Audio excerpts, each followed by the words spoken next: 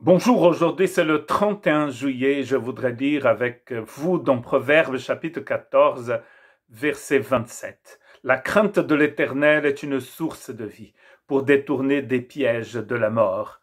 C'est sûr, Proverbe parle beaucoup de la crainte de l'Éternel. Qu'est-ce que c'est que cette crainte de l'Éternel? Nous avons sûrement déjà parlé de la crainte de l'Éternel car Proverbe parle beaucoup de la crainte de l'Éternel. Et nous allons voir que cette crainte n'est pas la peur, la panique, mais c'est autre chose. Il en parle aussi dans le même chapitre et dans le verset précédent. Celui qui craint l'Éternel possède un puissant appui et ses enfants ont un refuge auprès de lui. Donc toute la famille est bénie quand la crainte de l'Éternel règne au sein du couple. Les enfants aussi vont en bénéficier, n'est-ce pas, de cette crainte de l'Éternel.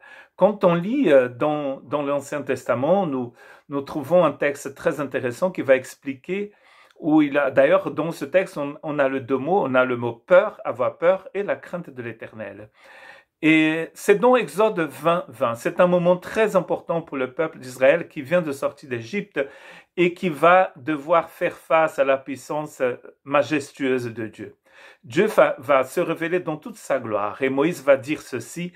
Moïse dit au peuple, n'ayez pas peur, car c'est pour vous mettre à l'épreuve que Dieu est venu, et c'est pour que vous ayez sa crainte devant les yeux, afin de ne pas pécher. Donc en fait, quand Dieu se manifeste dans toute sa gloire, les gens ne doivent pas avoir peur, mais avoir cette crainte.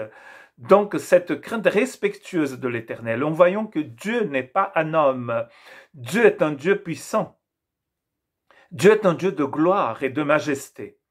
Et quand on voit la majesté de Dieu, on voit aussi notre situation, comme dans Ésaïe chapitre 6, quand le prophète Ésaïe voit la gloire de Dieu dans le temple, il dit « Malheur à moi ». D'abord, il va dire 6 malheurs dans le chapitre qui précède. Malheur à vous, malheur à vous, malheur à vous, malheur à vous, malheur à vous. Et ensuite, quand il voit la gloire de Dieu, il dit malheur à moi, n'est-ce pas? Donc, vous voyez que la crainte de l'Éternel vient quand on se rend compte que Dieu est puissant, que Dieu est rempli de gloire et que nous ne sommes que de pécheurs. La connaissance commence par la crainte de l'Éternel, dit Proverbe 1, verset 7. Il faut être fou pour mépriser la sagesse et l'instruction. Un texte que nous avons déjà cité dans nos méditations. Il faut être complètement dingue pour mépriser la sagesse divine. Et la connaissance commence par la crainte de l'Éternel.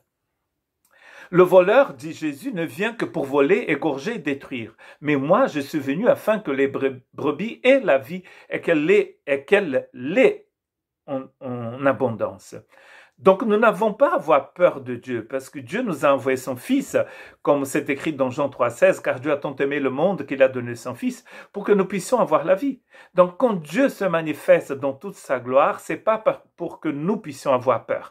Il ne faut pas avoir peur de Jésus. Pourquoi est-ce que je dis ça? Parce que la plus grande manifestation de la gloire de Dieu, c'est quand Jésus est devenu homme, quand le Fils de Dieu est devenu homme et a habité parmi nous. Pourquoi cette manifestation est importante? Parce qu'en voyant cette manifestation, nous voyons Dieu, parce que c'est lui qui a vu le Père, nous dit le Seigneur. Et cela va nous introduire dans la crainte de l'Éternel. Quand nous voyons la grandeur de Dieu, nous allons avoir une révérence pour ce Dieu tout-puissant et grand. Nous donc aussi, puisque nous sommes entourés d'une si grande nuée de témoins, rejetons tout fardeau et le péché qui nous enveloppe si facilement et courons avec persévérance l'épreuve qui nous est proposée. Faisons-le en gardant les regards sur Jésus qui fait naître la foi et qui l'amène à la perfection. En échange de la joie qui lui était réservée, il a souffert la croix, en méprisant la honte qui s'y attachait. Et il s'est assis à la droite du trône de Dieu.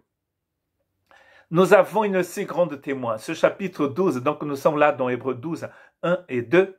Et dans ce chapitre 12, qui est à la suite du chapitre 11, il fait référence à ces héros de la foi, qu'il appelle ici les témoins. Ces gens ont vécu en voyant la gloire de Dieu, en voyant l'impossible. Et donc, du coup, ils avaient une grande révérence, un grand respect. Est-ce que vous avez un respect pour le Seigneur? Est-ce que vous aimez le Seigneur? Est-ce que vous l'honorez? Que Dieu vous bénisse.